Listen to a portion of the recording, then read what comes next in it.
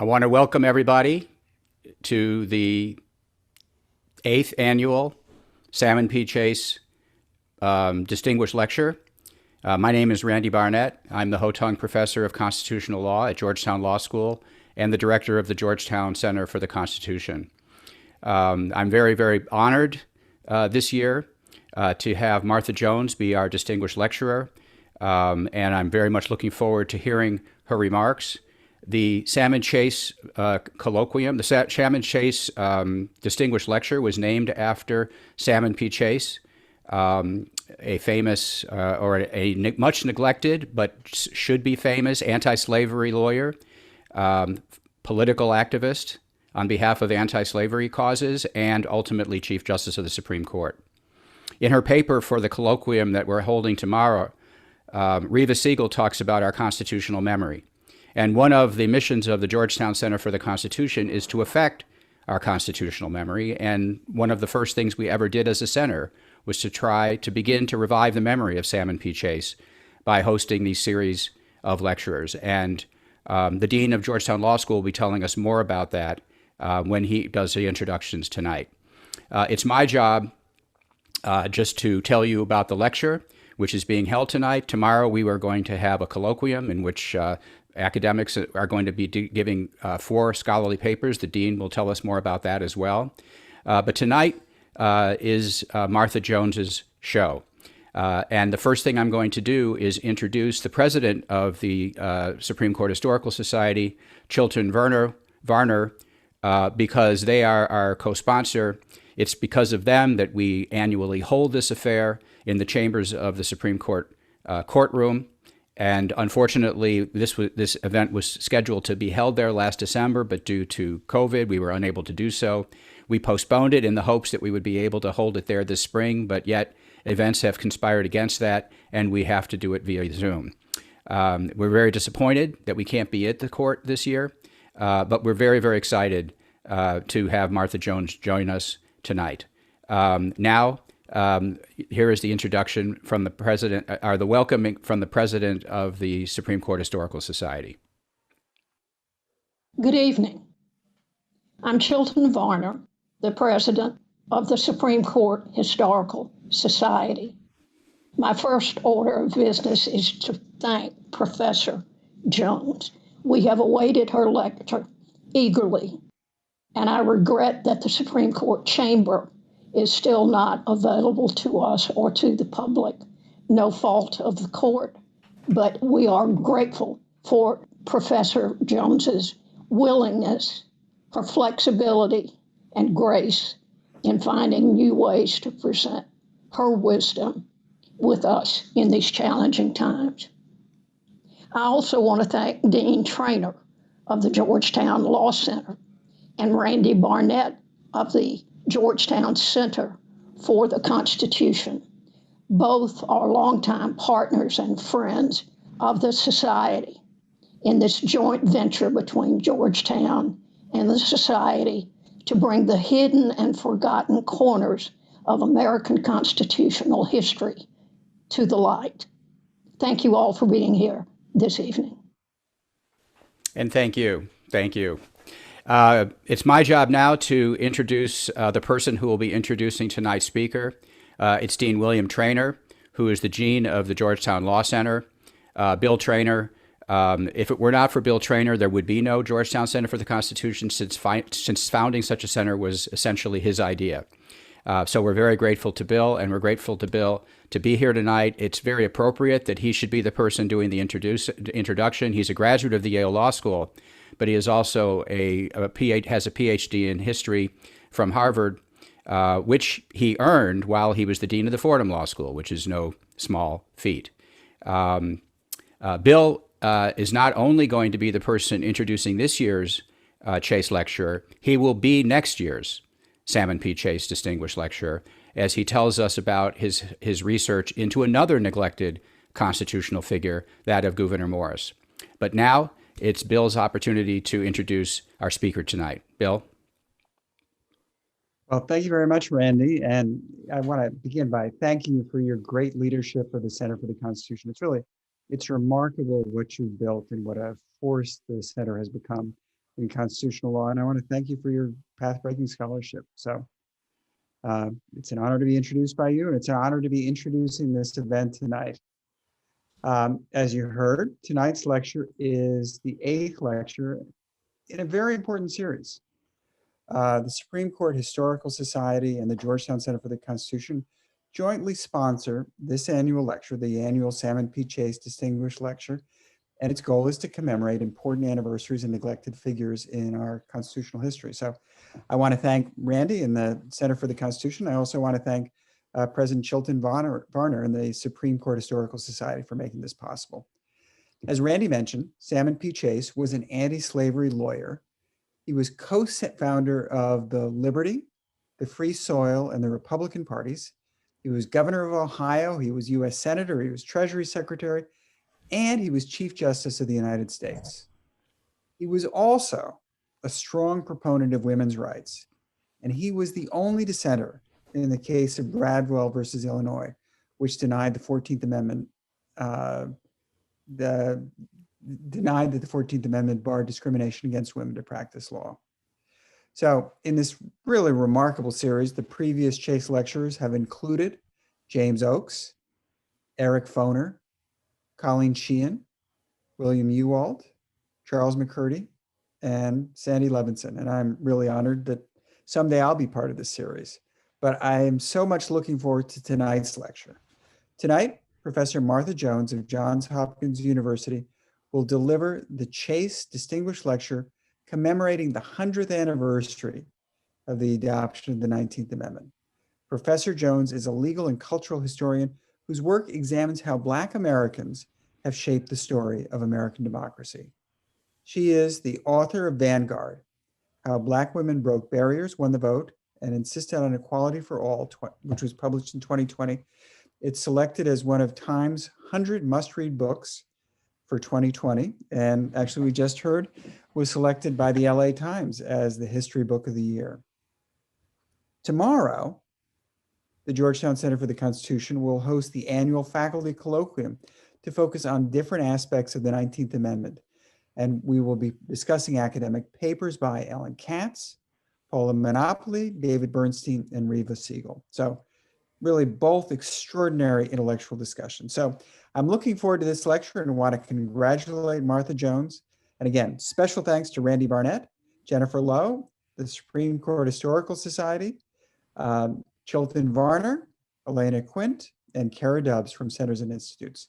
So now let me turn things over to Professor Martha Jones. Professor Jones? Good evening. Thank you very much, Dean Traynor. Thank you to the Georgetown Center for the Constitution, to the Supreme Court Historical Society for the invitation to deliver this year's distinguished lecture. Special thanks to everyone there who's labored to convene us this evening. I'm really honored to be here. 2020 marked 100 years since ratification of the 19th Amendment, the Women's Suffrage Amendment. The year was a chance to reflect on the force of women in American politics and governance, to take stock of how far we've traveled and how far we have to go. It was also an occasion for commemoration, memorialization, and for historians like me, a chance to teach. The stories of how the amendment figured in the saga of American democracy found new audiences eager to understand the past of women's voting rights. Looking back, I can say that this wasn't always easy. Indeed, the history of the 19th Amendment, especially the disappointments of the Black women whom I will introduce tonight, don't fit easily alongside celebrations. And while 2020 marked the centennial of the 19th Amendment, it was also a year for acute racial reckoning in the United States. So perhaps the history I'll share tonight is more apt for our own time than I might have imagined.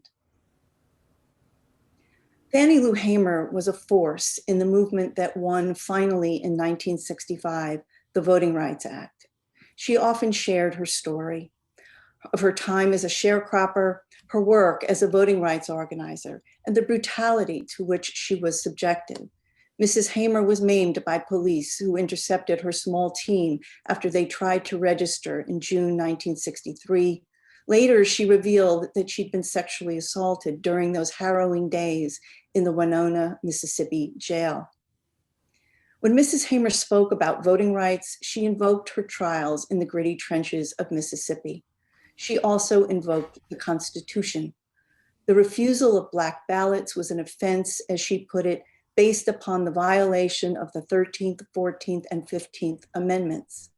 Mrs. Hamer aimed to compel the nation to make good on those amendments. To her, the Constitution mattered. And still, she did not speak of the 19th Amendment.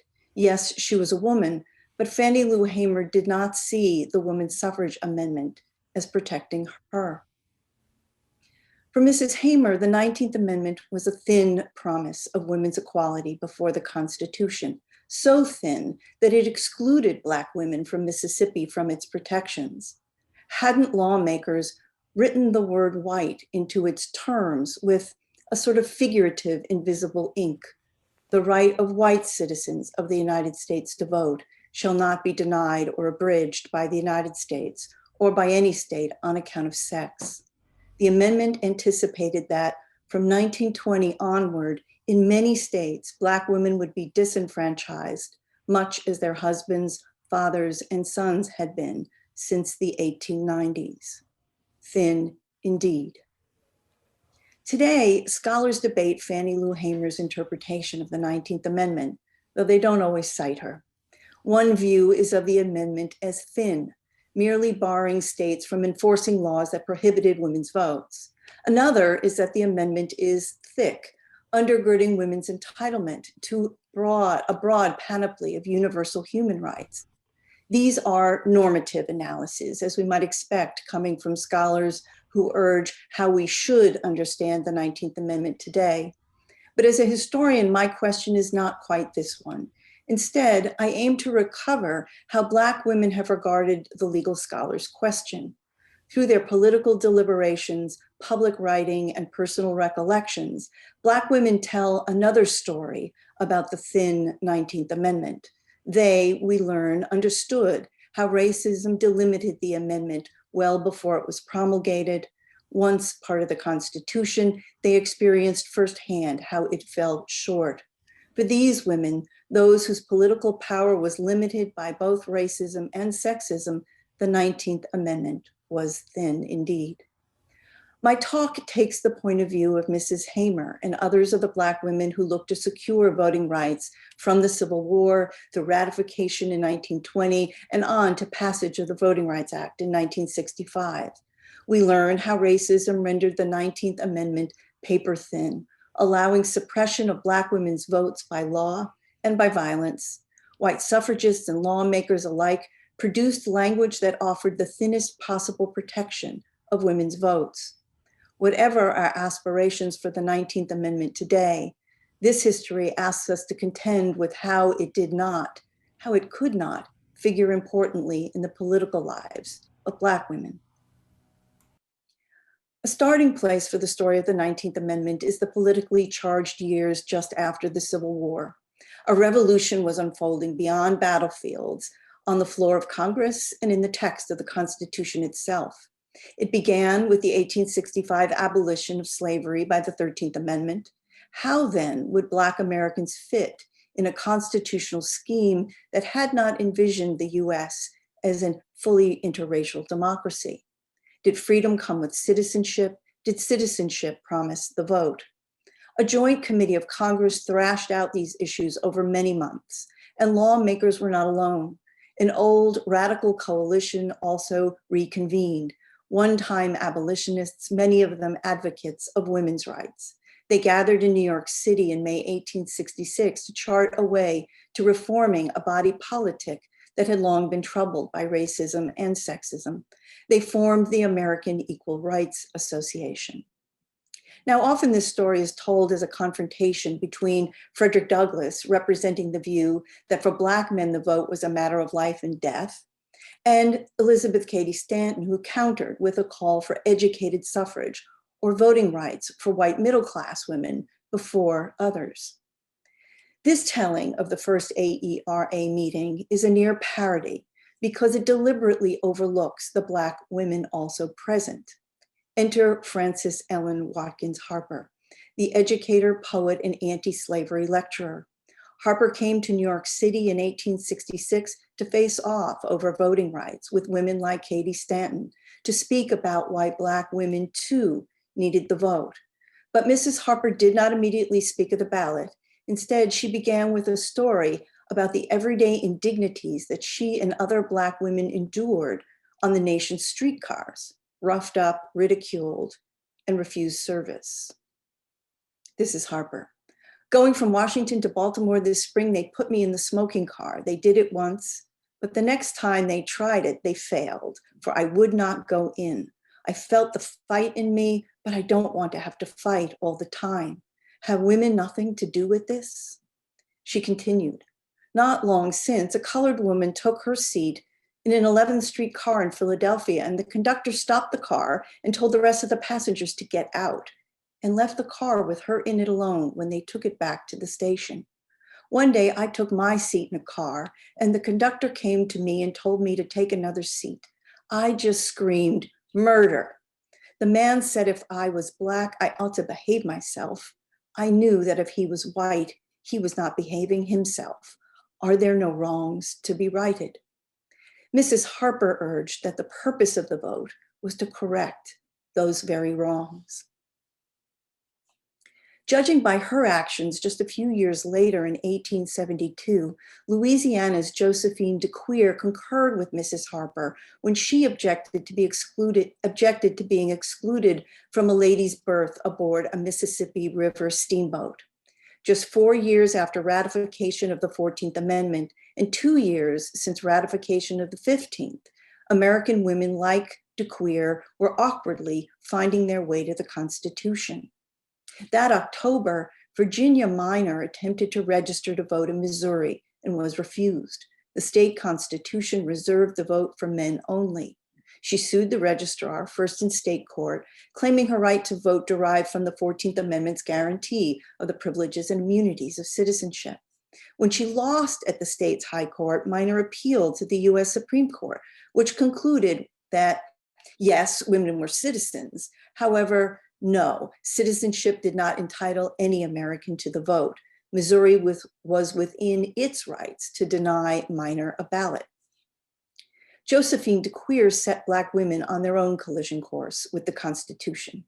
Madame De Queer began by a face-off with a Mississippi River steamboat captain who barred her from a stateroom reserved for ladies. She spent that night in an anteroom exposed to the elements and to the unwelcome attentions of staff and passengers alike.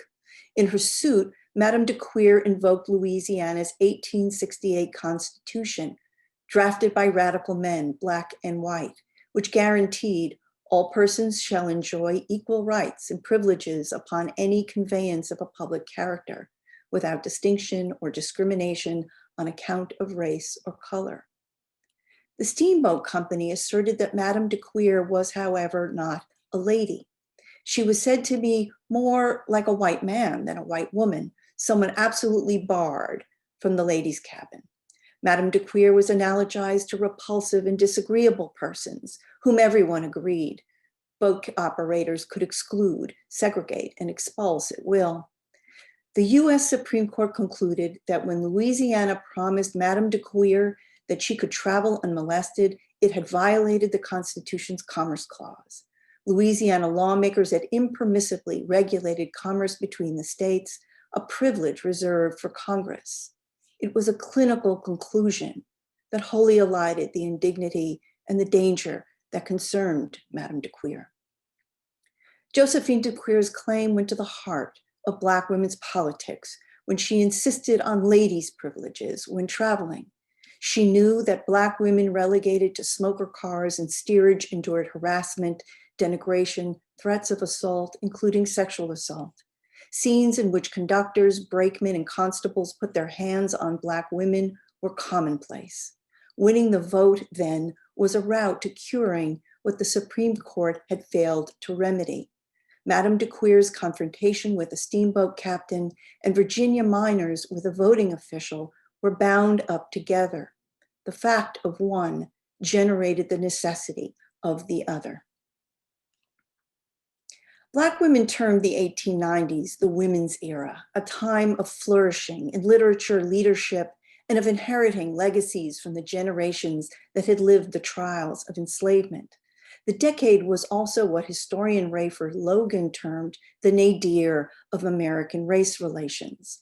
Reconstruction's promise of interracial democracy was being crushed, and out of the rubble was emerging a new regime, Jim Crow or American apartheid.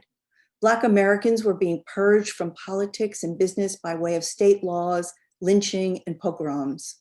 The convergence of the women's era and the nadir was the crucible in which Black women crystallized their distinct approach to voting rights. Black women intellectuals were at work. In 1892, educator Anna Julia Cooper wrote women like Frances Harper and Josephine De Queer into the pages of her feminist manifesto, titled A Voice from the South. Mrs. Cooper set out a philosophy that guided Black women through the nadir and into the fraught campaign for a women's suffrage amendment. Their insistence upon traveling unmolested, Mrs. Cooper urged, went to the heart of the nation's identity. There can be no true test of national courtesy without travel, she wrote. The Black woman of the South, she explained, has to do considerable traveling in this country, often unattended. Indeed, each time a Black woman headed to work or church, visited across town or across the state, attended a convention or a conference, she bore a distinct burden. Literally, as Black women entered the political sphere, they carried with them the lessons of personal violence, having been forcibly ejected from cars, thrown out of seats, their garments rudely torn, their person wantonly and cruelly injured, Cooper explained. Cooper provided the intellectual underpinnings for the National Association of Colored Women's Clubs, which emerged just a few years later in 1896. It was destined to grow into the largest and most influential of Black women's suffrage associations, with 300,000 plus members by 1920. Yes, Black women like Cooper were committed to winning women's votes and did so to combat the dangers and indignities of Jim Crow, and for which the Constitution, they expected, offered too little recourse. Thus, as the campaign for the 19th Amendment gained traction in the early 20th century, a distinct political philosophy guided Black women. The Constitution must recognize the intertwined troubles of womanhood and of Blackness. Today, we term this approach intersectionality, crystallized in the 1980s by scholars Kimberly Crenshaw and Patricia Hill Collins, but in the 1890s, it was already a cornerstone. The National Association of Colored Women's Clubs was built upon this view, and its founding was a counter to the newly reconstituted National American Women's Suffrage Association. Yes, women of the Black women's clubs were suffragists. They aimed to win political power as women. And also, yes, they were committed to winning federal anti-lynching legislation and defeating Jim Crow. The so-called Anthony Amendment would be merely words on paper if state laws, along with lynching, could keep them from the polls. This insight was hardly theoretical. Black women knew how Southern states were taking just this approach to keeping Black men from casting their ballots in defiance of the 15th Amendment. Suffrage politics were an awkward fit for Black women. In 1913, a Washington, D.C. women's parade was masterminded by Alice Paul and a renegade contingent of the National American Women's Suffrage Association. It was a turning point in the campaign for the 19th Amendment. But tensions ran through NASA over strategies, a state by state versus a federal amendment campaign, and between accommodationist versus militant tactics. Still, NASA women were largely united in its Southern strategy. Black suffragists were deliberately marginalized in an effort to attract white Southern women for whom white supremacy was a prerequisite in politics. Alice Paul organized the Women's Parade for the day before Woodrow Wilson's inauguration, aiming to bring the new president to the table on women's suffrage. Mary Church Terrell, the inaugural president of the National Association of Colored Women's Clubs, was on the road in March 1913, lecturing in support of anti-lynching legislation. She took a short break to return home to Washington. Terrell was a committed suffragist and determined that Black women should represent themselves in national suffrage circles despite cold receptions. Terrell joined a contingent of students and sorority members from Howard University that day and marched alongside thousands of suffragists who upstaged Wilson's inauguration and set a militant tone for the campaign that would ultimately win the 19th Amendment. In the wake of the parade, women like Terrell could not focus singularly on winning a suffrage amendment. Wilson was not the only newcomer to arrive in Washington that season. On his way was Mississippi's newest senator, James Vardaman, elected almost exclusively on the promise that he would bring about the political death of African Americans. His home state had already gone a long way toward this end by excluding Black men on Election Day. Now Vardaman proposed to repeal the 14th and 15th Amendments. Black women's fates as voters turned as much on Vardaman's success as they did on the success of the women's suffrage campaign. In March 1914, Vardaman saw his opportunity, and he stepped into the women's suffrage debate. For months, senators had been back and forth over whether to put forward a new voting rights amendment. These exchanges had been heavily influenced by fears that Black women would strengthen the influence, Black women as voters would strengthen the influence of African Americans and the Republican Party. When the debate stalled, Vardaman pressed for a compromise, the end of Black voting rights in exchange for women's suffrage. Vardaman promised that even Southerners could be brought on board in support of the Anthony Amendment if they could win unbridled white supremacy without federal interference. Rather than repeal the 15th Amendment, Vardaman proposed a sort of end run around it with the addition of a new clause that would empower states in all other respects to determine who voted and how. This would ensure that they could disenfranchise Black voters, men and now women, by any means. Vardaman had supporters, and not only Southerners. Idaho Senator William Borah argued that a woman's suffrage amendment was impracticable and impossible so long as the 15th Amendment remained unrepealed. Vardaman chimed in. The 15th Amendment had been a blunder. Time has not shown the colored man's capacity to participate in government or to rule the white man. While he has made some improvement, he is today as incompetent and unreliable as 50 years ago. 2 weeks passed before a final vote, and on that day, Vardaman failed, but not for lack of effort. His fellow senator from Mississippi, John Sharp Williams, at the very last moment proposed his own change to the amendment, insertion of the word white. That too failed. Still, 19 members of the Senate, all Democrats, voted to repeal the 15th Amendment that day. It was a correct but hardly reassuring outcome for Black Americans. And Black women followed every turn in this political drama, and it warned them of how they would be discounted when it came to voting rights. In Richmond, Virginia, Maggie Lena Walker, newspaper publisher and banker, let the facts speak for themselves. This, she wrote, will doubtless cause some of us to stop and think a little while. Our 2 US senators, Martin and Swanson, voted to repeal the 15th Amendment. Vardaman lost the battle, but perhaps he won the war.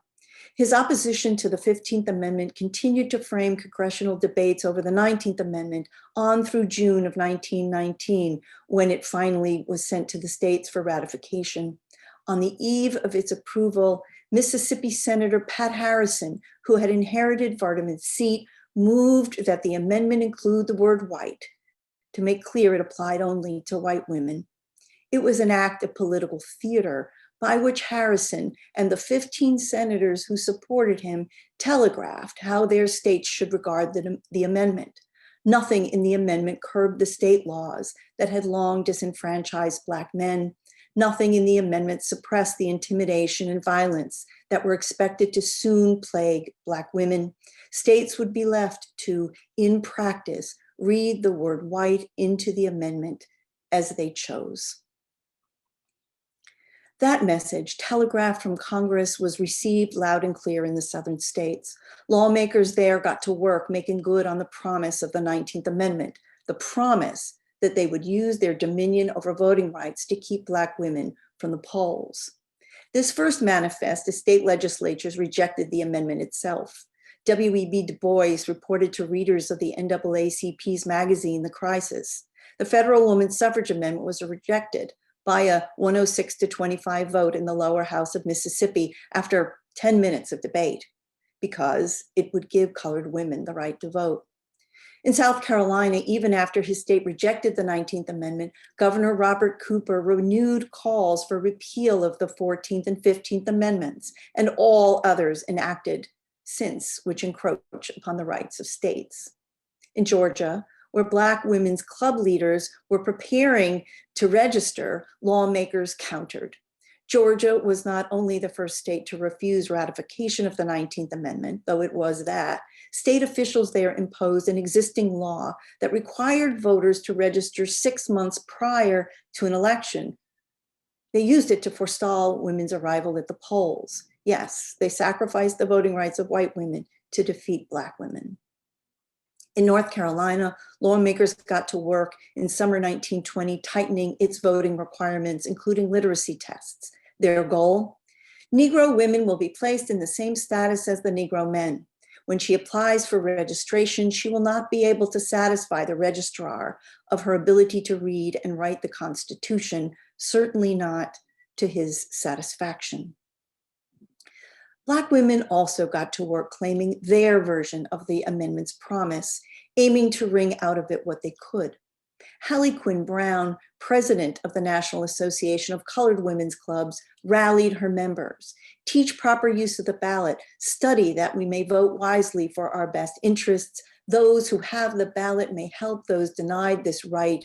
We have organized everywhere clubs to combat indifference, ignorance, and exploitation of the Negro women's vote. Women might fare better than men on election day, deflecting opposition. Let Black women get ready. They may beat and bribe our men, but the political hope of the Negro rests on its intelligent and incorruptible womanhood.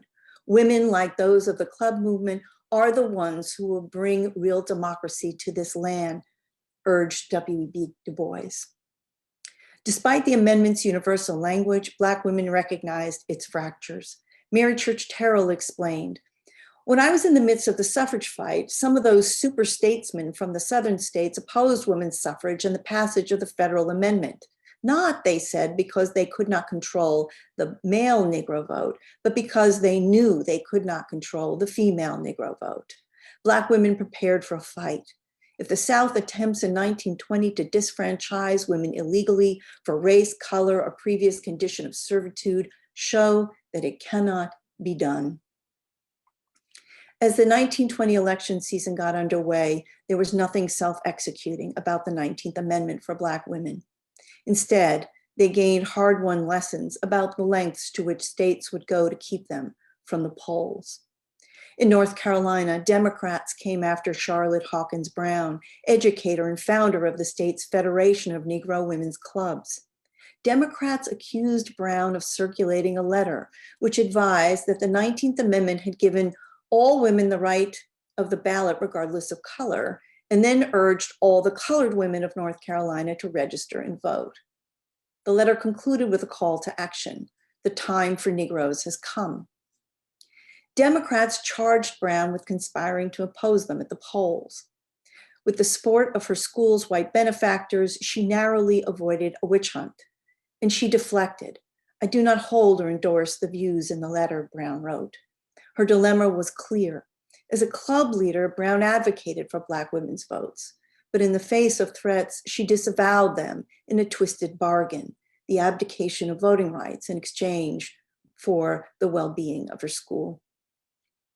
In Daytona, Florida, educator and club leader Mary McLeod Bethune traveled the state preparing Black women to register in 1920, only to be confronted by brutal opposition. On Election Day eve, white-robed Ku Klux Klansmen gathered in downtown Daytona. First a cross blazed, then men assembled on horseback, and finally a silent phalanx marched single file to the campus of Mrs. Bethune's girls' school, today's Bethune-Cookman University, to discourage Mrs. Bethune, her faculty, and the Black women of Daytona from voting. The following morning, the first election day for Florida's women, Mrs. Bethune headed to the polls along with dozens. They were made to wait, but cast their ballots all the same.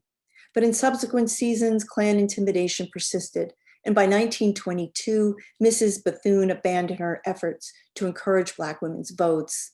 The 19th Amendment had provided no protection at all. In the wake of the election season of 1920, the NAACP took stock in its report on the disfranchisement of colored Americans in the election of 1920. The Civil Rights Organization now expanded its analysis, offering new consideration of an old problem. The passage of the Woman Suffrage Amendment brought efforts to prevent registration of colored women in the South. So as the dust settled on the 1920 election season, Black women took stock of how they fared. The national landscape was a patchwork with successes in the East, Midwest, and the West, but far too many disappointments in the South, the region that most Black women called home. White suffragists soon moved on to projects such as the League of Women Voters and the Equal Rights Amendment. Left behind, Black women built a new voting rights movement. It was made by way of three strategies: the ground game, in which Black women registered and voted when and where they could each and every election cycle; a legal campaign led by the NAACP that chipped away at Jim Crow's voter suppression laws; and the civil rights revolution, in which tens of thousands of Black women and men employed nonviolent direct action to force the hands of political parties, of Congress, and ultimately of President Lyndon Johnson. The result was the Voting Rights Act of 1965. The women of the National Association of Colored Women's Clubs committed to this campaign and organized in their citizenship and legislative departments. But when we plumb their deliberations, we find that by the mid-1920s, the 19th Amendment was already rarely an element in their thinking. The 14th and 15th Amendments were held up as the route to Black women's votes. The 19th Amendment had shown itself to be ineffective from its outset and by design. Black women still found some rhetorical value in invoking the amendment from time to time. In 1936, Atlantic City's Naomi Young spoke to the New Jersey Conference of Colored Republicans on women's place in politics, and she chided her mostly male audience. Many women, but few men, know the terms of the 19th Amendment, which gives absolute equality in political rights to women. Young was vying for a spot on the party's leadership committee. It would be a first for a Black woman. Still, she couldn't assume that her listeners understood the principles of the 19th Amendment as she did. She took a thick position. The amendment stood for women's broad political equality, but Young was largely alone in this view. More typical was the view expressed by a Cleveland Guide commentator. Negroes and women have often been denied equal rights in politics and in political appointments. Yet women, primarily white women, have received more consideration than Negroes, in spite of the fact that Negroes were granted their franchise before the women. Club women likely lamented this take on politics. It imagined all Black people to be men and all women to be white. But they agreed that the 19th Amendment had primarily been a win for white women only. Black women were still striving for acknowledgement of their political rights, explained journalist, social worker, and educator Rebecca Stiles Taylor. She too saw the 19th Amendment as most relevant for white women. To imagine that women gained full emancipation through the 19th Amendment is just as absurd as to suppose that the Negro gained full and equal rights through passage of the 13th Amendment. For Black women, Taylor emphasized, a constitutional basis for their rights had not yet been established. 2 million of the nation's workers are Negro women, exploited because of their poverty, their color or race, and their sex. Perhaps, in Taylor's view, nothing less than an amendment that affirmed the right to vote without regard to race, sex, and class was called for. So in the years leading to the Civil Rights Revolution, the 19th Amendment was not wholly forgotten, but it was viewed mostly as a change that had benefited white American women. Black women needed another way to voting rights. In my research, there was no figure I wanted to hear from more than Paulie Murray, the legal thinker who left such an indelible mark on the constitutional underpinning of women's equality. Murray's archive is voluminous. A deep dive reveals how her thinking about voting rights changed significantly over time. For example, Murray, as a young woman in New York City, was skeptical about electoral politics. She voted only to make a statement and never to support a major party candidate. Though in New York, she could vote, unlike in her home state of North Carolina. My first effort has been to examine Murray's thinking in the years around passage of the Voting Rights Act. They were important ones for her sharpening analysis of women's equality before the Constitution. Murray contributed to a brief in White versus Crook, an Alabama case that challenged the exclusion of all women and Black men from juries. It argued that the state code violated the 5th, the 6th, the 7th, and the 14th Amendments, but not the 19th. Appended to that brief was a draft of Murray's consequential article, Jane Crow and the Law, Sex Discrimination in Title VII, which again did not rely at all on the 19th Amendment. I can't yet say that Murray always took a thin view of the 19th Amendment, but at a fateful juncture in her work, she did not reason by way of that amendment at all. I'll end by a return to the era of Fannie Lou Hamer and the passage of the Voting Rights Act in 1965. The words of the Act's preamble are instructive. An act to enforce the 15th Amendment to the Constitution of the United States and for other purposes. In the text of the Act itself, the 15th Amendment alone is invoked in sections 3, 6, and 10, no mention of the 19th Amendment. The legislative history is much the same. I found only 2 superficial references to the 19th Amendment during the floor debates in 1965. President Johnson's message to Congress went on at length about the 15th Amendment, but never invoked the 19th. And while I myself had long thought of the Voting Rights Act for Black women as having given teeth to the 15th and the 19th Amendments, I'd assumed that the reference in the preamble to other purposes alluded to the 19th Amendment. Now, this closer look has required me to rethink that claim and to doubt how, if at all, the 19th Amendment figured in undergirding and authorizing the Act. This evening, I've told you a story in which an unlikely pair of Mississippians, Fannie Lou Hamer and James Vardaman, appear to have agreed about the thin nature of the 19th Amendment. Neither thought that it extended to Black women any substantive recourse before the Constitution. However, the difference, as we all know, lies in the normative matter that so importantly animates the work of legal scholars of the amendment. When it comes to the thinness of the 19th Amendment for Black women, James Vardaman believed it should be just that way. Fannie Lou Hamer surely knew that it should not. Surely she would have taken interest in the possibility of a thick 19th Amendment and would ask whether it could provide a constitutional remedy for the indignity that Black women were distinctively and disproportionately subjected. Would it remedy the grievances pointed to by Frances Ellen Watkins Harper, Josephine De Queer, and even Hamer herself, the scourge of violence, both terroristic and state-sanctioned? Before the Constitution, these women themselves were thick in the meaning that sociologist Tressie McMillan Cottom has given that term. Thick are our bodies, but thick also are our minds and our political ambitions. They threaten to take up space that was not built or intended to accommodate Black women. Black women are perhaps too thick to fit within a 19th Amendment that was not written for them. Still, for Black women, being thick is a practice. which includes crafting our own stories, our own political philosophy, a distinct view of voting rights and of the Constitution with which today's stewards of the 19th Amendment must contend. For the 19th Amendment to take on a thick influence on 21st century jurisprudence, it must accommodate the thickness of Black women. It must extend far enough to remedy their historical concerns as expressed during the struggle to win it.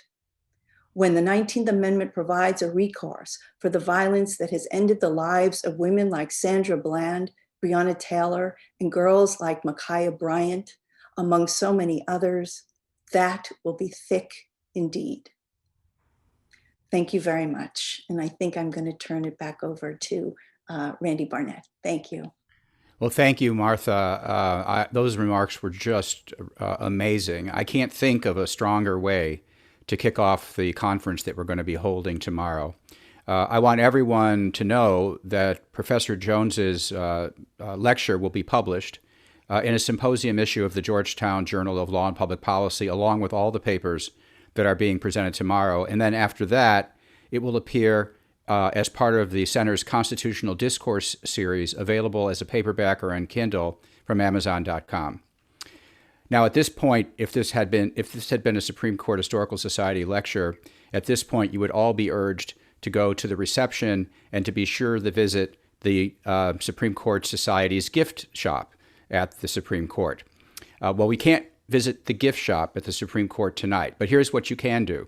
You can all go on to Amazon and you can buy Professor Jones's latest book, Vanguard: How Black Women Broke Barriers, Won the Vote, and Insisted on Equality for All.